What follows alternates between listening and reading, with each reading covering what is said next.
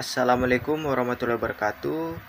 Perkenalkan, nama saya Muhammad Rahmat Al-Fatis, NIM 2302055020006. Kali ini saya akan menjelaskan teori tentang pengetahuan. Berikut adalah materinya. Teori pengetahuan mencoba menjelaskan bagaimana informasi diperoleh, disimpan, diproses, dan digunakan oleh manusia. Ada beberapa pendekatan dalam teori pengetahuan, termasuk empirisme yang menekan pengalaman sebagai sumber pengetahuan, rasionalisme yang menyoroti peran pikiran dan pemikiran rasional, serta konstruktivisme yang menekan konstruktif, aktif pengetahuan oleh individu. Teori pengetahuan juga melibatkan konsep seperti persepsi, ingatan, pemahaman, dan aplikasi pengetahuan dan konteks kehidupan sehari-hari. Beberapa teori mencangkup aspek kognitif, sosial, dan bahkan budaya dalam pemahaman pengetahuan manusia. Apa saja yang harus diketahui tentang teori pengetahuan? Untuk mengetahui teori pengetahuan, penting untuk mengetahui beberapa konsep kunci, yaitu 1. Empirisme. Konsep bahwa pengetahuan berasal dari pengalaman langsung atau observasi. Yang kedua, rasionalisme. Pemahaman bahwa pengetahuan dapat diperoleh melalui pemikiran rasional dan refleksi. Yang ketiga, konstruktivisme. Ide bahwa individu aktif dan mengonstruksi pengetahuan mereka sendiri melalui pengalaman dan interaksi. Yang keempat, pemrosesan informasi. Bagaimana informasi diambil, informasi diproses, dan informasi disimpan oleh otak manusia. Yang kelima, persepsi dan ingatan. Proses bagaimana kita mempersepsikan dunia di sekitar kita dan bagaimana kita menyimpan dan mengakses ingatan.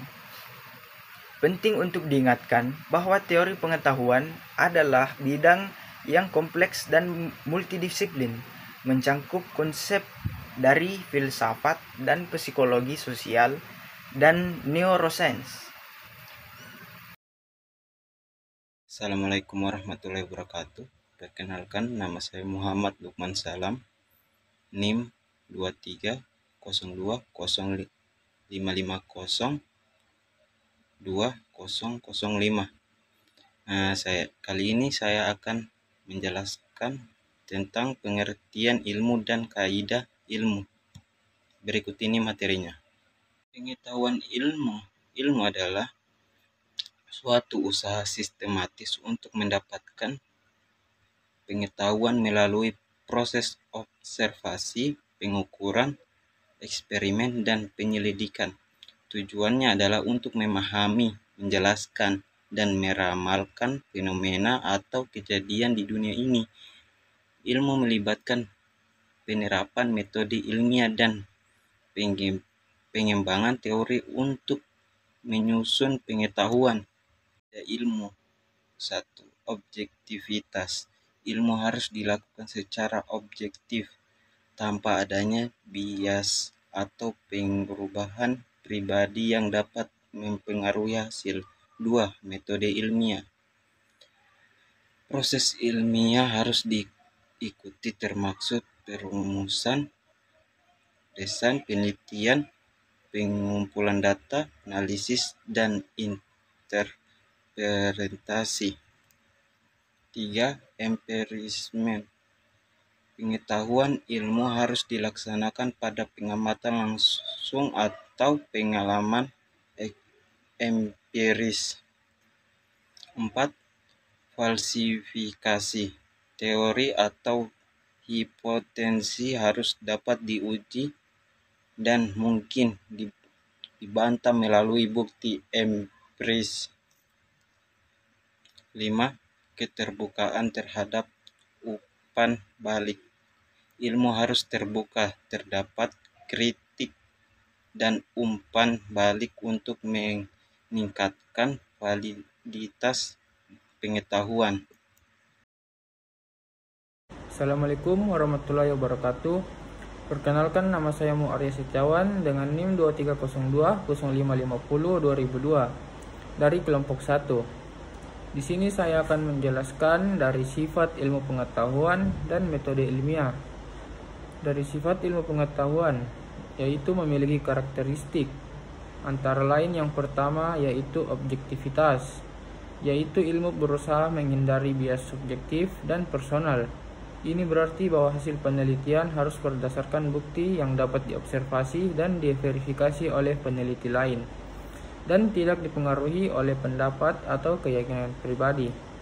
Yang kedua dari sifat ilmu pengetahuan ada sistematik. Ilmu menata pengetahuan dalam struktur yang logis dan terorganisir, yaitu mulai dari konsep, teori, hukum, dan prinsip-prinsipnya, disusun secara sistematik untuk memberikan pemahaman yang komprehensif tentang subjek yang diteliti. Yang ketiga ada di empiris, yaitu ilmu didasarkan pada pengamatan dan eksperimen.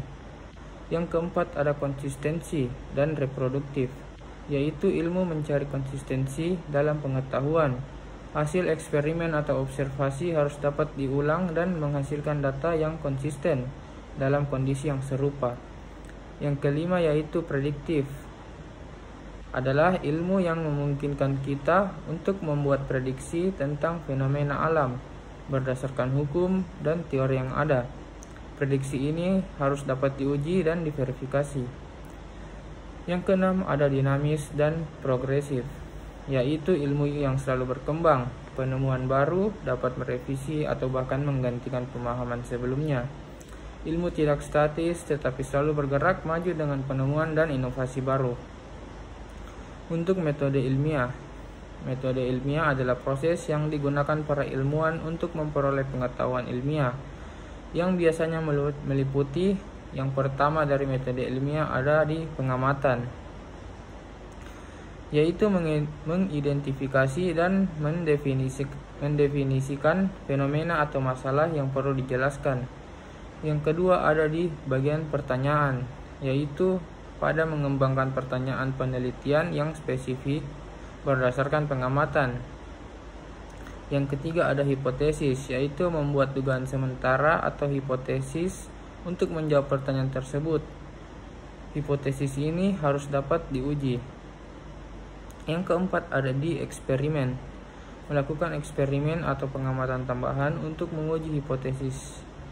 Ini melibatkan pengumpulan data melalui metode yang terkontrol. Yang kelima ada di analisis data, menganalisis data yang diperoleh dan eksperimen atau pengamatan untuk menentukan apakah mendukung atau membantah hipotesis. Oke, sekian saja dari saya tentang sifat ilmu pengetahuan dan metode ilmiah dengan mata kuliah Filsafat Ilmu. Terima kasih. Wassalamualaikum warahmatullahi wabarakatuh.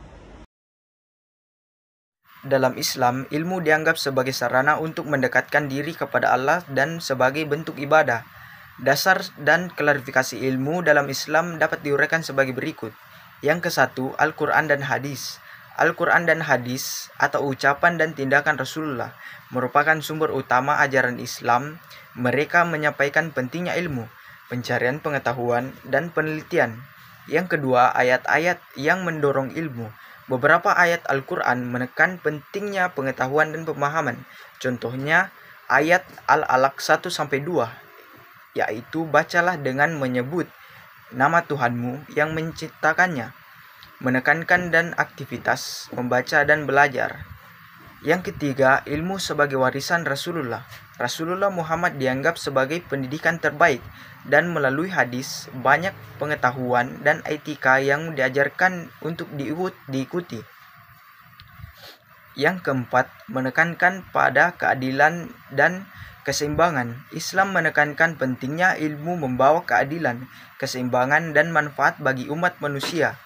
Yang kelima, ilmu pengetahuan dan agama. Islam tidak memisahkan antara ilmu pengetahuan dan agama. Pencarian ilmu dianggap sebagai bentuk ibadah, dan ilmu pengetahuan diarahkan untuk meningkatkan ketakwaan. Dengan dasar-dasar ini, ilmu dalam Islam dipandang sebagai sarana untuk meningkatkan pemahaman spiritual, moral, dan praktis, serta sebagai cara untuk memberikan manfaat bagi masyarakat dan umat manusia pada umumnya.